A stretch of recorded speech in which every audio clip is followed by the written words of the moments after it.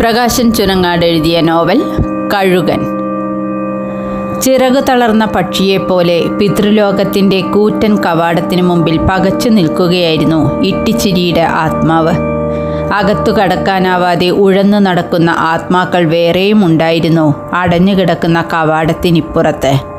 ഇതിനിടെ എത്രയോ ആത്മാക്കൾ നീലാകാശവും കടന്ന് പറന്നു വരികയും പിതൃലോകത്തിൻ്റെ കവാടം അവർക്ക് മുമ്പിൽ മലർക്കെ തുറക്കുകയും ആത്മാക്കൾ അകത്തേക്ക് നിർബാധം പ്രവേശിക്കുകയും ചെയ്തു. അവരോടൊപ്പം അകത്തു കടക്കാൻ ശ്രമിച്ച ഇട്ടിച്ചിരിയുടെ ആത്മാവിനെ അദൃശ്യമായ കരങ്ങൾ ശക്തമായി പിടിച്ച് പിറകോട്ട് തള്ളുകയും കവാടം അപ്പോൾ കൊട്ടിയടയ്ക്കപ്പെടുകയും ചെയ്തു. എന്തിനാണ് തനിക്ക് പിതൃലോകത്തേക്ക് പ്രവേശനം നിഷേധിക്കുന്നതെന്ന് ഇട്ടിച്ചിരിയുടെ ആത്മാവിന് മനസ്സിലായില്ല.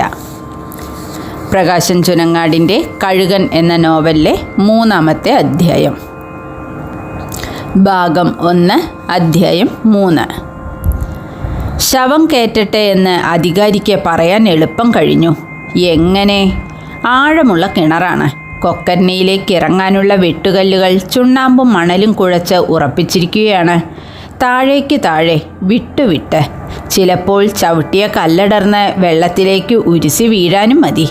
വല്ല കുളത്തിലും ചാടി ചാവാമായിരുന്നില്ലേ ഈ അസത്തിന്? എങ്കിൽ കരയ്ക്ക് വലിച്ചിടാൻ എന്തെളുപ്പമായിരിക്കും. വെള്ളം കുടിച്ചു ചീർത്ത ശവം എങ്ങനെ കൊക്കർണിയുടെ മുകളിലെത്തിക്കും? കുമാരൻ ഇത് മുമ്പേ കൂട്ടി കണ്ടു. അതിനാലാണ് കയറിൻ്റെ കെട്ട് 2 വള്ളിക്കൊട്ടയിൽ എടുത്തു വെച്ചത്. 2 കയറും കൊക്കർണിയുടെ അകലെയല്ലാതെ നിൽക്കുന്ന തെങ്ങിൽ കെട്ടി. എന്നിട്ട് പടവുകളോട് ചേർത്ത് വെള്ളത്തിലേക്കിട്ടു. ആര് കിണറ്റിലിറങ്ങും?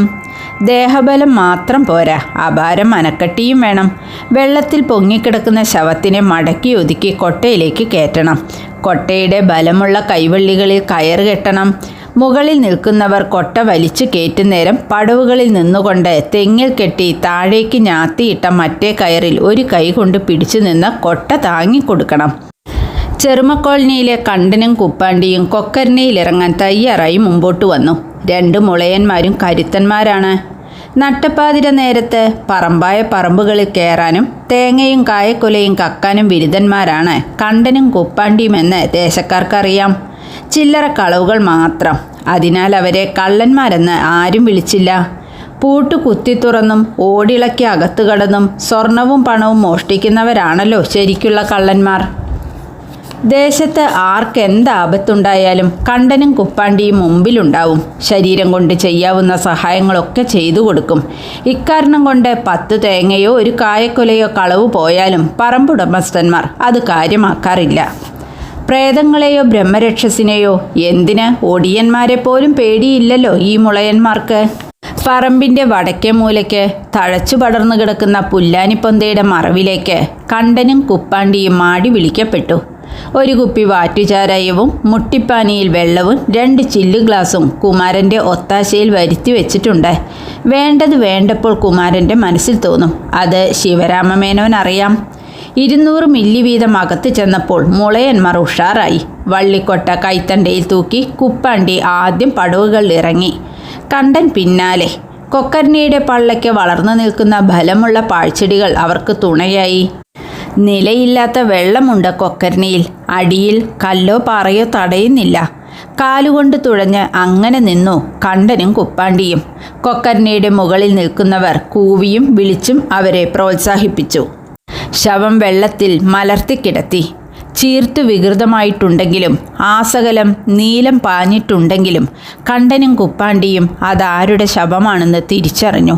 തരവത്തെ കാർത്യായനി അമ്രാളുടെ മകൾ ഇട്ടിച്ചിരിയുടെ. കൈതപ്പൂവിൻ്റെ നിറം. പെണ്ണ് മോഹിച്ചു പോകുന്ന ചന്തം. 10-17 വയസ്സ് പ്രായം. ചിരിച്ചും കളിച്ചും നടക്കുന്ന പ്രകൃതം. എന്തുപറ്റി ഈ അമ്രാളുകുട്ടിക്ക് ഇങ്ങനൊരു ദുർബുദ്ധി തോന്നാൻ? ഇട്ടിച്ചിരിയുടെ ചീർത്തു വികൃതമായ മുഖം കണ്ട് മുളയന്മാരുടെ കണ്ണു നിറഞ്ഞു. കടന്നാലോചിക്കുന്ന ശീലമില്ലാത്തവരായതുകൊണ്ട് കുപ്പാണ്ടി നേരം കളയാതെ ശവത്തിൻ്റെ തലഭാഗം പൊക്കി. കണ്ടൻ അരഭാഗവും. ഒരു വിധത്തിൽ കൊട്ടയ്ക്കകത്തേക്ക് ശവം കയറ്റിവെച്ചു. കൊട്ടയുടെ കൈവള്ളികൾ 2 കണ്ടൻ കൂടെ കൊണ്ടുവന്ന കയറിൻ്റെ തലകൊണ്ട് കൂട്ടിക്കെട്ടി. മുകളിൽ നിൽക്കുന്നവർ കൊട്ട വലിച്ചു കയറ്റുന്ന മുറയ്ക്ക് കണ്ടനും കുപ്പാണ്ടിയും താഴേക്ക് തൂക്കിയിട്ട കയറിൽ ബലമായി പിടിച്ച് പടവുകളിൽ മാറി മാറി ചവിട്ടി നിന്ന് വള്ളിക്കൊട്ട താങ്ങിക്കൊടുത്തു. കൊട്ടയിൽ പാറക്കല്ല് വെച്ച് പൊക്കുകയായിരുന്നു ഇതിലും ഭേദമെന്ന് മുളയന്മാർക്കും മുകളിൽ നിലയുറപ്പിച്ച് കൊട്ട വലിച്ചു കയറ്റുന്നവർക്കും ബോധ്യപ്പെട്ടു. കൊക്കർണിയുടെ വക്രം വരെ എത്തിയ വള്ളിക്കൊട്ട ബാല്യക്കാർ വലിച്ച മേൽപോട്ടിട്ടു. ശവം മണ്ണിൽ മലർത്തിക്കിടത്തി. അധികാരിയുടെ തീക്ഷ്ണ ദൃഷ്ടികൾ ശവത്തിൻ്റെ തലഭാഗം തൊട്ട് കാലിൻ്റെ പെരുവിരൽ വരെ സഞ്ചരിച്ചു. കൊക്കർണിയിൽ മീനുകളുടെ സാന്നിധ്യമില്ലാത്തത് ആശ്വാസമായി. മീനുകൾ ഉണ്ടായിരുന്നെങ്കിൽ കണ്ണുകളും കാതുകളും ചുണ്ടും മറ്റു മൃദുല ഭാഗങ്ങളും മീൻ കൊത്തിത്തിന്ന് വികൃതമാക്കിയിരിക്കും. മീൻ കൊത്തിയിട്ടുണ്ടായ മുറിവുകളേവ മറ്റു വിധത്തിൽ സംഭവിച്ച ക്ഷതങ്ങളും പാടുകളുമേവ എന്ന് തിരിച്ചറിയാൻ പ്രയാസമാവും. ചെവിക്ക് താഴെ കഴുത്തിൻ്റെ 2 വശങ്ങളിലും കാണപ്പെട്ട കറുത്ത പാടുകൾ അധികാരി പ്രത്യേകം ശ്രദ്ധിച്ചു. കൃത്യം കർണഞരമ്പുകളിലാണ് ആ കറുത്ത പാടുകൾ. കർണഞരമ്പുകളിൽ അതിശക്തമായി വിരലുകൾ അമർത്തിപ്പിടിച്ചതായിരിക്കണം മരണകാരണം. ഇതൊരു കൊലപാതകമാണെന്ന് അധികാരി എളുപ്പം തിരിച്ചറിഞ്ഞു. പെൺകുട്ടി സ്വന്തം ഇഷ്ടപ്രകാരം കൊക്കർണിയിൽ ചാടി മരിച്ചതാണെങ്കിൽ കാര്യങ്ങൾ എളുപ്പമായേനെ. ശങ്കുണ്ണി മാസ്റ്റർ രജിസ്റ്റർ കൊണ്ടുവന്നിട്ടുണ്ട്.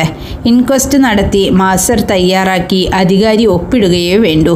കെട്ടിത്തൂങ്ങി ചത്താലോ, വിഷം കഴിച്ച് ആത്മഹത്യ ചെയ്താലോ, വെള്ളത്തിൽ പെട്ടോ ചാടിയോ ചത്താലോ ദേശത്ത് അധികാരിക്ക് തീർപ്പാക്കാവുന്നതേ ഉള്ളൂ. നാളെ ഒരു പരാതി കിട്ടി ചുവന്ന തൊപ്പിക്കാർ വരികയാണെങ്കിൽ അധികാരിക്ക് മാസ്റ്റർ രജിസ്റ്റർ കാണിച്ചു കൊടുക്കാം. അതിനും അപ്പുറത്തേക്ക് പോലീസുകാർ പോവില്ല. അതാണ് ബ്രിട്ടീഷുകാരുണ്ടാക്കിയ കീഴ്വഴക്കം. അങ്ങനെ ഇൻക്വസ്റ്റ് നടത്തി മാസ്റ്റർ എഴുതി അവസാനിപ്പിക്കാവുന്ന കേസല്ല ഇതെന്ന് അധികാരിക്ക് ബോധ്യമായി. ശവത്തിൻ്റെ വികൃതമായ മുഖത്തേക്ക് ശിവരാമ മേനോൻ ഒന്നേ നോക്കിയുള്ളൂ. വേഗം തിരിച്ചു നടന്നു. കാലൻകുട മണ്ണിൽ കുത്തിപ്പിടിച്ച് പാറക്കല്ലിൽ തളർന്നിരിക്കുകയായിരുന്നു ശിവരാമ മേനോൻ. അധികാരി അടുത്തേക്ക് വരുന്നത് കണ്ട് മേനോൻ എഴുന്നേറ്റു. ശിവരാമ. എന്തായി അച്ചുവേട്ടാ? പോലീസ് വരണം. എന്തേ?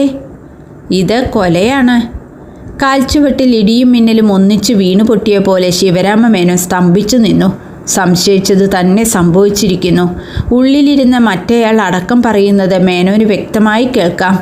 മേനെ സൂക്ഷിക്കണം. ശങ്കുണ്ണി മേനോൻ കടലാസും പേനയും എടുത്തു. രജിസ്റ്ററിൻ്റെ പുറത്തു വെച്ച് ഇൻസ്പെക്ടർക്കുള്ള കത്ത് തയ്യാറാക്കി. അധികാരി കത്തിൽ ഒപ്പിട്ടു. കത്ത് 4 മടക്കി കുമാരൻ്റെ അനിയൻ ഗോപാലിനെ കൈകാട്ടി വിളിച്ചു. എടാ, ഇത് കൊണ്ടുപോയി ഇൻസ്പെക്ടർക്ക് കൊടുക്ക്. ഞാൻ ഇവിടെ തന്നെ നിൽക്കുന്നുണ്ടെന്ന് അദ്ദേഹത്തോട് പറയ്. വേഗം ചെല്ല്. കത്ത് മടക്കി കുത്തി ഭദ്രമായി വെച്ച് നേരം ഏതും കളയാതെ ഗോപാലൻ അഞ്ചലോട്ടക്കാരൻ്റെ വേഗത്തിൽ ഒറ്റപ്പാലത്തേക്ക് വെച്ച് പിടിച്ചു.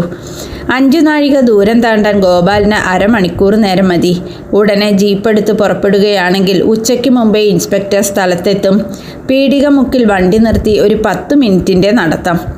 പോലീസ് വരുമ്പോഴേക്കും എത്തിക്കോളാമെന്ന് ശിവരാമ മേനോന് വാക്കുകൊടുത്ത് അധികാരിയും ശങ്കുണ്ണി മേനോനും തെക്കേപ്പാട്ടേക്ക് മടങ്ങി.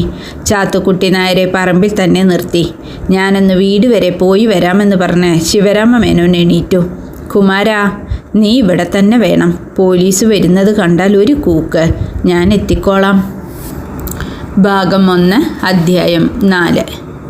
അലക്കിയ മുണ്ടും സിൽക്കിൻ്റെ ജുബയും ധരിച്ച് ശേഖരൻകുട്ടി കോലായിലെ ചാരുകസേരയിൽ മലർന്നു കിടന്നു മയങ്ങി. മാറത്ത് പാതി വായിച്ച ഒരു ഇംഗ്ലീഷ് നോവൽ കമിഴ്ത്തി വെച്ചിരുന്നു. തങ്കമ്മ ഉമ്മറത്തൂണും കെട്ടിപ്പിടിച്ച് പാടത്തിൻ്റെ അങ്ങേക്കരയോളം നോക്കി നിൽക്കുകയായിരുന്നു. കൊക്കറിൻ്റെ പറമ്പിൽ ആളുകൾ കൂടി നിൽക്കുന്നത് പുകമഞ്ഞിലൂടെ എന്ന പോലെ ഇവിടെ നിന്നാൽ കാണാം. ശിവരാമ മേനോൻ വിയർത്തു കുളിച്ച് അവശനായി കയറി വന്നപ്പോൾ തങ്കമ്മ എന്തോ ചോദിച്ചു. മേനോൻ എന്തോ മറുപടി പറഞ്ഞിട്ടുണ്ടാവണം.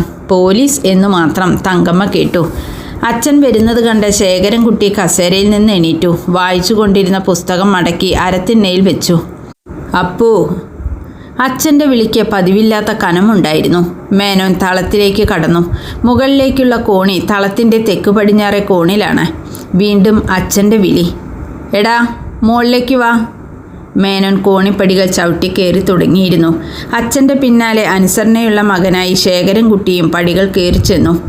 കോണിയുടെ താഴത്തെ പടിയിൽ തങ്കമ്മ കാൽ വെച്ചു. നീ വരണ്ട. ശിവരാമ മേനോൻ തെക്കേ അറയിൽ മകനെ കാത്തുനിന്നു. അവൻ അറയ്ക്കകത്ത് കയറിയതും മേനോൻ വാതിൽ പാളികൾ രണ്ടും തള്ളിയടച്ച് ഓടാമ്പലിട്ടു. ചെവി അടച്ച് അടി വീണു. ശേഖരൻകുട്ടിക്ക് അടി തെറ്റി. വീട് തിരിഞ്ഞുകൊണ്ടിരിക്കുകയാണെന്നും ഇരു ചെവികളിൽ നിന്നും വണ്ടുകൾ മൂളിപ്പറന്നു പോവുകയാണെന്നും അവന് തോന്നി. തീർത്തും അപ്രതീക്ഷിതമായി അരഭാഗത്തൊരു ചവിട്ടും കൂടിയായപ്പോൾ അവൻ കട്ടിലേക്ക് കമിഴ്ന്നടിച്ചു വീണു. എണീക്കട നായേ! ഒച്ച താഴ്ത്തിയാണ് ശിവരാമമേനോൻ അലറിയതെങ്കിലും ഇടിമുരൾച്ചയുടെ ആഴമുണ്ടായിരുന്നു ശബ്ദത്തിന്. ശേഖരൻകുട്ടി തട്ടിപ്പിടഞ്ഞെണീറ്റു. നിവർന്നു നിൽക്കാനാവാതെ കട്ടിലിൽ തന്നെ ഇരുന്നു. പറയടാ, ആ പെണ്ണിനെ നീ എന്താ ചെയ്തത്? ചെപ്പയ്ക്ക് വീണ്ടും അടി വീണു. ഇപ്പോൾ ഇടത്തെ കൈപ്പടം കൊണ്ട് വലത്തെ കവിളിലാണ് അടി പൊട്ടിയത്. ശേഖരൻകുട്ടി രണ്ട് കവിളും പൊത്തിപ്പിടിച്ചു. ഇനി ഒരടി കൂടി അവന് ഓർക്കാനേ ആയില്ല. വായ്ക്കകത്തെ എന്തോ വന്ന് നിറയുന്നുവെന്ന് തോന്നിയപ്പോൾ ശേഖരൻകുട്ടി ഇരുന്നു കൊണ്ട് തന്നെ നിലത്തേക്ക് തുപ്പി. ചോര. സംഹാരരുദ്രനെ പോലെ അച്ഛൻ മുന്നിൽ. അച്ഛന് ഇങ്ങനെയൊരു മുഖമുണ്ടെന്ന് ശേഖരൻകുട്ടി നിരൂപിച്ചതേയില്ല. പറയടാ. അടുത്ത അടി ഇപ്പോൾ വീഴുമെന്നായപ്പോൾ ശേഖരൻകുട്ടി തൊഴുതു. തല്ലരുത്, ഞാൻ പറയാം. കളവ് കയ്യോടെ പിടിക്കപ്പെട്ട 5 വയസ്സുകാരൻ കുട്ടിയായി ശേഖരൻകുട്ടി. അവൻ കരയാൻ തുടങ്ങി. ചെത്തം പുറത്ത് കേൾക്കരുത്. തികട്ടി വരുന്ന കരച്ചിൽ ശേഖരൻകുട്ടി വിഴുങ്ങി. കയ്യബദ്ധം പറ്റിപ്പോയി, അച്ഛൻ മാപ്പാക്കണം. ചെകിട്ടിൽ ഈയം കോരി ഒഴിക്കുന്നത് പോലെ ശിവരാമമേനോൻ മകൻ്റെ ഏറ്റുപറച്ചിൽ കേട്ടുകൊണ്ട് നിന്നു. കോണിച്ചുവട്ടിൽ തങ്കമ്മ സംശയിച്ചു നിന്നു. പടി കയറാൻ ധൈര്യം വന്നില്ല. അരുതെന്ന് വിലക്കിയിട്ടാണ് അപ്പുവിൻ്റെ അച്ഛൻ മുകളിലേക്ക് കയറിപ്പോയത്. അനുസരിക്കുകയാണ് ഭംഗി. തെക്കേ അറയിൽ എന്തോ മറിഞ്ഞു വീഴുന്ന ശബ്ദവും മകൻ്റെ കരച്ചിലും കേട്ടു. കുറച്ചിട കഴിഞ്ഞ് ശിവരാമമേനോൻ ചവിട്ടിക്കുതിച്ച് കോണി ഇറങ്ങി വരുന്നതും കണ്ടു. എന്തോ ചോദിക്കാനാഞ്ഞതാണ് തങ്കമ്മ. മുഖഭാവം കണ്ടപ്പോൾ വായടക്കി. കുടയെടുത്ത് ഒതുക്കുകല്ലുകൾ ഇറങ്ങുന്ന ഭർത്താവിനോട് ഇതുമാത്രം ചോദിച്ചു. ഊണ് കഴിക്കണ്ടേ? വേണ്ട. തങ്കമ്മ മുകളിലേക്ക് ചെന്നു. തെക്കേ അറയിൽ അപ്പു കട്ടിലിൽ ചുരുണ്ടുകൂടി കിടക്കുന്നു. എന്താ അപ്പു, എന്തുണ്ടായത്? അമ്മ പോ. ശേഖരൻകുട്ടി തിരിഞ്ഞു കിടന്നു. തങ്കമ്മ താഴേക്ക് പോന്നു. കൊക്കരണിയിലെ വെള്ളത്തിൽ പൊങ്ങിയ പെണ്ണിൻ്റെ ശവവും അപ്പവും തമ്മിൽ എന്തെങ്കിലും ബന്ധമുണ്ടായിരിക്കുമോ? ഉണ്ട് എന്ന് തന്നെ തങ്കമ്മയുടെ മനസ്സ് പറഞ്ഞു. അവൻ ഈയിടെയായി വഴിവിട്ട് നടക്കുന്നുണ്ടെന്ന് തങ്കമ്മയ്ക്ക് തോന്നി തുടങ്ങിയിട്ടുണ്ട്. ഒന്നേ ഉള്ളൂച്ച ഒലക്കൊണ്ട് തല്ലി വളർത്തണമെന്ന് പഴമക്കാർ പറയാറുള്ളതാണ്. ഒലയ്ക്ക പോയിട്ട് ഒരു കുഞ്ഞിർക്കിലി കൊണ്ടുപോലും അമ്മ മകനെ തല്ലി നോവിച്ചിട്ടില്ല. അച്ഛനാണ് വല്ലപ്പോഴും ഒരിക്കൽ അവനെ ശിക്ഷിക്കുന്നത്. അടക്കയാവും കാലം മടിയിൽ വയ്ക്കാം. കവുങ്ങായാലോ? വരാനിരിക്കുന്നത് എന്തായാലും അനുഭവിക്കുക. ശിവരാമേട്ടൻ വരും, എല്ലാം വിസ്തരിച്ച് പറയും. അതുവരെ കാത്തിരിക്കാം. പ്രകാശൻ ചുനങ്ങാടിൻ്റെ കഴുകൻ എന്ന നോവലിലെ 1ാം ഭാഗത്തിലെ 4ാമത്തെ അധ്യായം ഇവിടെ അവസാനിക്കുന്നു. നന്ദി.